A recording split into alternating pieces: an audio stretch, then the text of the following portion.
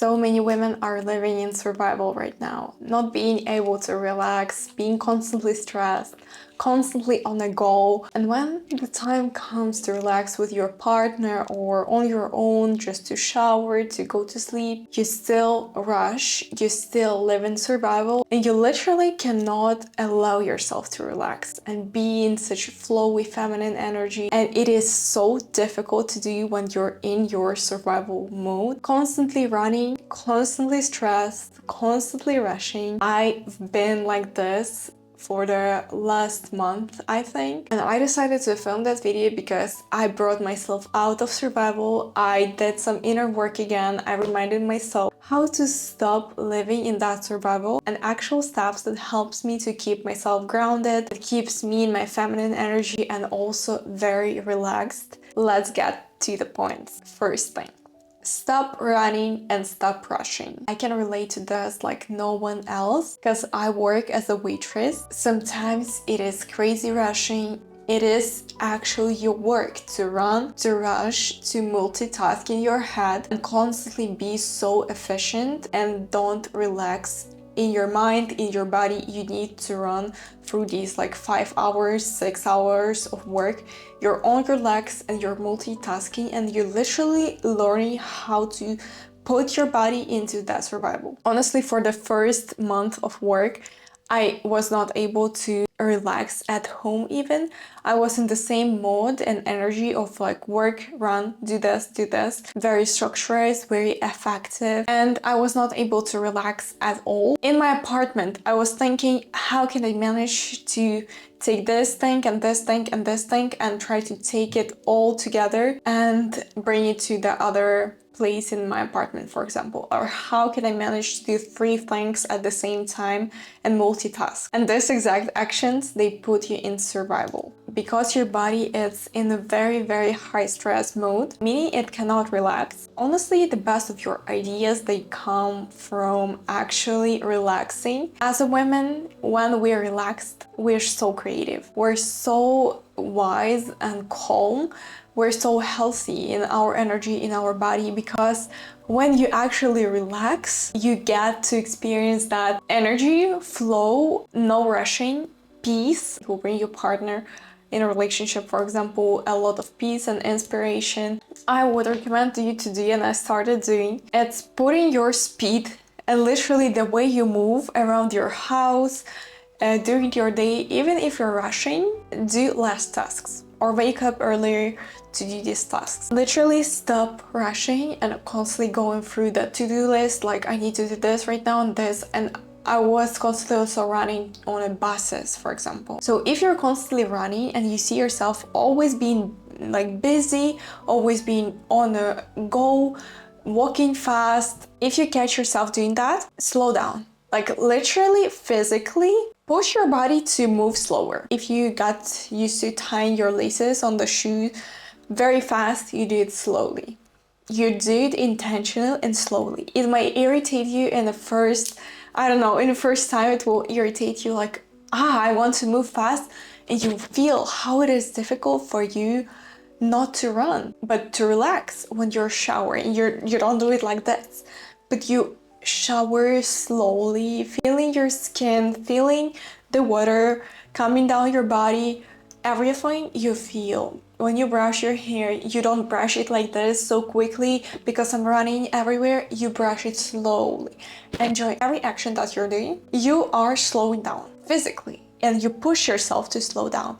If you're running to your bus, for example, if you need to catch a bus, you are on the go. Or you're driving. Also, when you're driving, literally drive slower than usually. Maybe you can leave your apartment a bit earlier, but you drive slower. Maybe you can take a cup of coffee with you when you're on your way to work, a bit relaxed, a bit slower, and stop living in that survival because it's constant high cortisol, and it doesn't mean that it's good, because high cortisol is a stress hormone. When you constantly on the go, this hormone is very high. The thing is that it's not good for your health. It gets worse. Our creativity, it gets worse.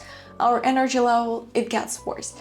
And I can give you a list of the things that will get worse with high stress constantly. What you're doing by multitasking, but by being that survival, it's high stress and high cortisol. Yeah, I understand that sometimes at work, as my work, I must do that. Like there's no other way that I can move a bit slower. I can just skip tasks. No, I need to run. I need to do things quickly. But after that, when I'm coming from work to home, it's so difficult to relax. I would try to do everything at once, like wash dishes, make my bed, and like prepare everything for sleep, make myself a meal, and I'm trying to do it at the same time. And my brain thinks, how can I multitask even more? You stop that thinking, you focus on one thing at a time. One thing at the time. Listen, not two, not three. I told myself that I'm not watching anything when I'm cooking because it's so difficult to stay present and not to rush through things. Sometimes I do watch it for like educational purposes, but I really try to stop multitasking in the moments where I can start doing that. Like when I'm eating, I try not to watch something every single day or every single time eating. Sometimes I do some kind of pauses. Even if it's educational, I try to be present and just eat peacefully and do nothing else except that. And it calms down your brain so much and brings you so much more peace, and it heals your body from that survival. The moment when you stop multitasking, stop cooking a soup, at the same time brushing your hair, at the same time talking to a friend, and then trying to watch TV at the same time. I know for some women it's so relatable, but brings you and it keeps you in survival mode all the time. High stress, not being able to relax, not being able to get a good night of sleep even, because your body in such stress, it thinks that it needs to move, it needs to do things even at night. Make it 30% slower than usually. If you're running, remember 30% slower. Put the dial a little bit slower and move it. I'm trying to do that because I got sick of rushing. I got sick of constantly being so late, constantly being on the go, not being able to relax, not being able to think about anything. Be like, oh my god, I'm getting late again. I need to do this, I need to run. And I'm physically running to my job, to the gym, everywhere, going through everything, every single task, and not making it high quality. That's the consequences of constantly being in this high stress mode. And also, I tell you that for men, it is not attractive. Just I'm letting you know that when you are constantly rushing, constantly running, and you're not being present, this is not attractive. I can tell you why, because you're so stressed, you don't have time to relax, to take care of yourself. You might be a bit angry or a bit more rude with your partner, or even on the streets, you're just running and it's not attractive and your energy is off. It's not feminine energy. This is just the survival. I would recommend you to actually think about it. Can you notice? Because that relaxed state, when you allow yourself to move slow, to enjoy your tasks, somehow you're always able to manage tasks. Every single task on time. If not, then you don't stress about it as much. This is what I've noticed myself. Like today I woke up, I did my hair, I did everything slowly. It's been half of the day, but I'm quite happy with what I have done. During that time, I didn't rush anywhere. Second point that I want to make is remove or reduce scrolling. Scrolling kills you like crazy. It kills your brain, makes you high cortisol, especially if you're watching some news, if you're constantly scrolling like mindlessly. Not the best thing. I used to struggle with that a few months ago. I was constantly scrolling through TikTok, through Instagram. Then I went very stressed, my head was hurting, I felt so dizzy, and I had such a brain fog that I couldn't even do normal daily tasks because of that. I'm not talking even about creating videos or doing anything like that. Not there. Why you might be in survival? Because when you scroll, you have constant dopamine release, and it's very cheap and quick dopamine that goes up, then down, then goes up and down.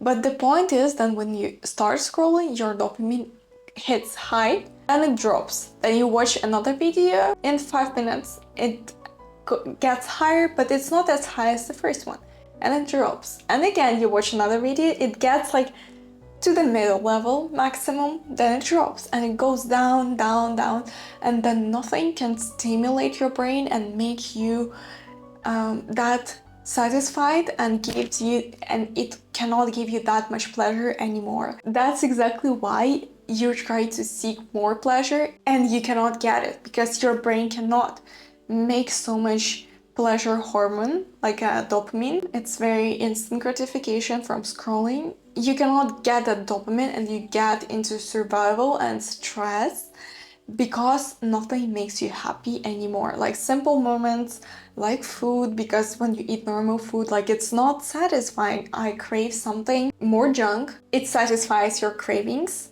and gives you very cheap and fast dopamine very quickly, but then it drops again. The problem with that it sucks the life out of you. Sucks your soul, your creativity, your feminine energy. If you're struggling with scrolling, I can relate, but you actually should set some discipline and boundaries around that. If you cannot discipline yourself, then set this like a screen time limit to your phone or some kind of app that is going to limit that. You will see so many changes in your life, in the things that you're doing, your studies, in your work. It's going to be different. You'll realize that, oh my god, I have so much time during the day, I have so much things to do, and I actually managed to do that. And also the experiences with your friends, with your partner, anything will be way more satisfying and you'll get happiness from it. Actual happiness, not like cheap dopamine that you're trying to get from scrolling.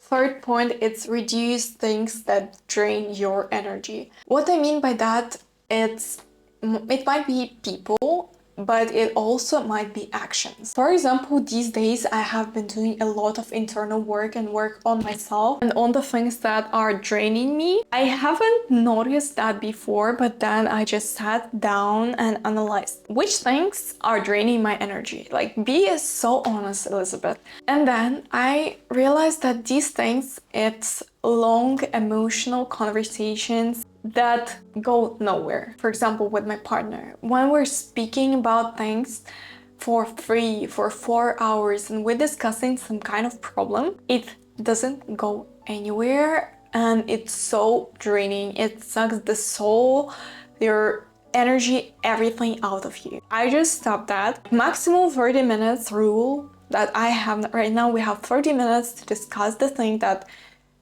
it's bothering us and we don't go further, because I do not want to drain my energy. I don't want him to be drained afterwards, not being able to do anything. It was so difficult to admit that these conversations, they're actually sucking the soul out of me. When I actually told myself I'm not doing that, it feels pleasurable in the moment and like important, but it is not actually. We can resolve that so much faster in different way. That's it. This thing that I did for myself, I dropped out of school. It wasn't necessary to go there, but if I had a job, I could just drop out, right? I realized that this school and the environment in there, it was sucking out my life force energy. I couldn't create, I couldn't be myself. I didn't have time for myself, for my hobbies, for my business. It was just so bad. And also I had also very little amount of income, which made me so stressed every single month. I was living like from its smallest paycheck to the paycheck like a student loan. I realized that it drains my energy. I get into that school, into that class with high energy, with high mood, positivity, and they make us sit for like 8 hours straight. I'm not saying that it's bad or anything. Some people like it, but for me personally, I cannot sit for 8 hours straight and do the things that they're telling me to do, which are not as important for me. And I feel like, oh my god, I cannot take my phone, I cannot do anything except just sitting and listening to that,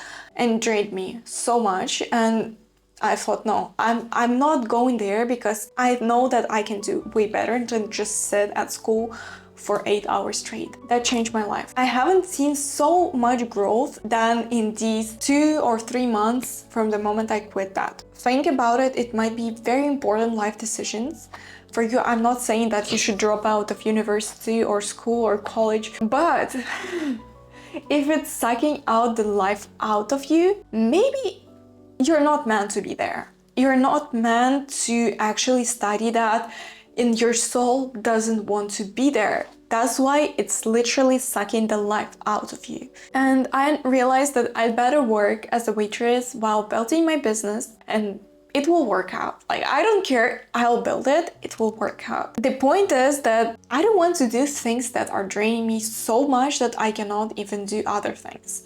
Even though it's like important thing to study, but I don't want to do that because it's so draining, I cannot even explain that in words. I came from school every single time, I was so exhausted, so like, sorry, just a man staying there near my window. Why is he staring in my window? Never mind. It might be a person, it might be a relationship, it might be anything you can imagine, but when you make that decision and it feels so aligned with your soul, with your goals, with your values, people don't understand you. They will be like, what are you doing? Like, what are you doing? Girl, what's up? It's like, you're crazy. People told me that like I'm making stupid decisions, that I'm doing something that doesn't make any sense. It doesn't make any, like, why? Because for normal people, it is not the reason to quit. But for me, and for a person that wants to build her business, who wants to grow, who wants to improve, I understand that it's not aligned at all with my soul, with my heart, and I don't want to do that. So that is a thing. It might be your friends, it might be your job, it might be your college, everything that doesn't feel aligned.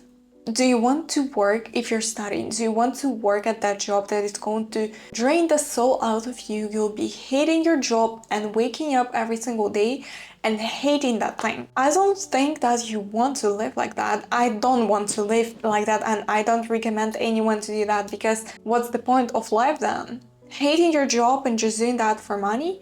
It's better to do your own thing that you love with your whole heart, but literally make less money. But if you love it that much, you're so passionate about it, I promise you, it will grow into something huge and big. So many people, they're just so unhappy, they're doing things they hate every single day until the rest of their lives.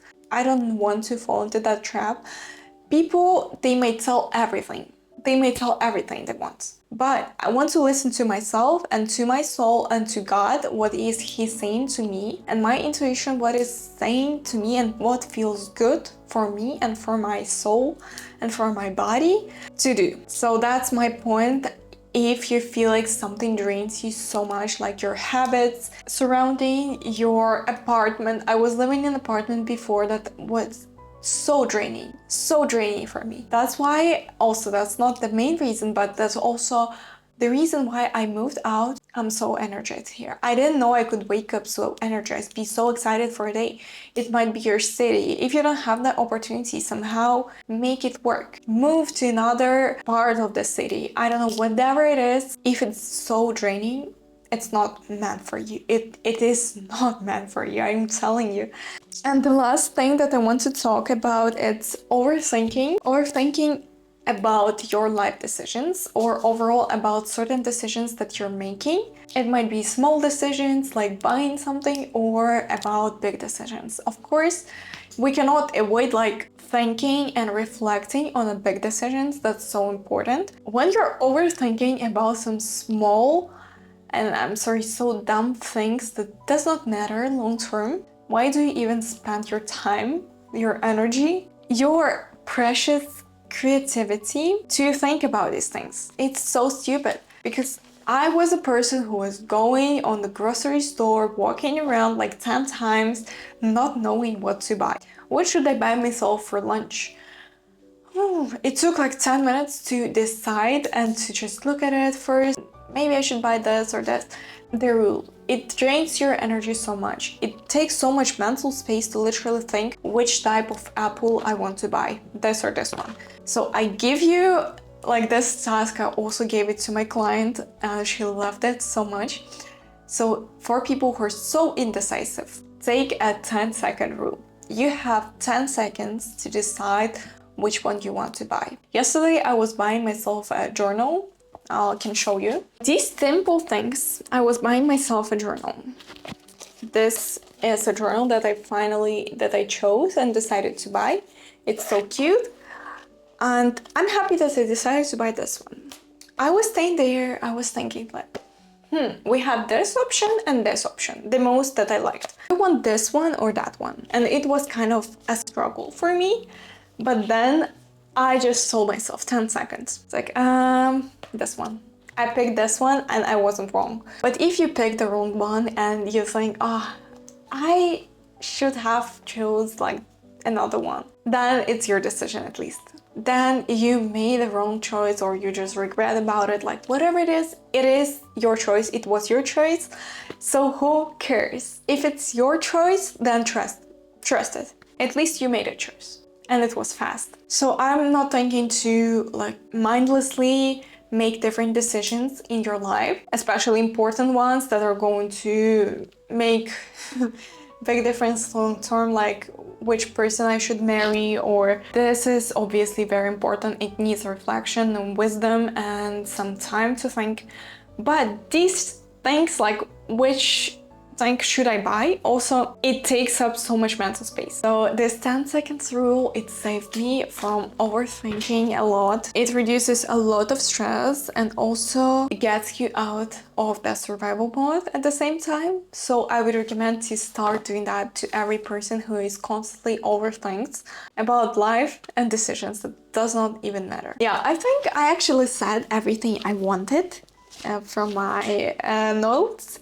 I truly hope this video was helpful for you and you learned some things about how to get out of that survival mode, how to overcome constant stress. Subscribe also on my Instagram not to miss anything important. I also post there some reels, some quick videos, some quick advices, so it's very nice. Thank you so much for watching this video. I see you in the next one. I wish you to have a good day further.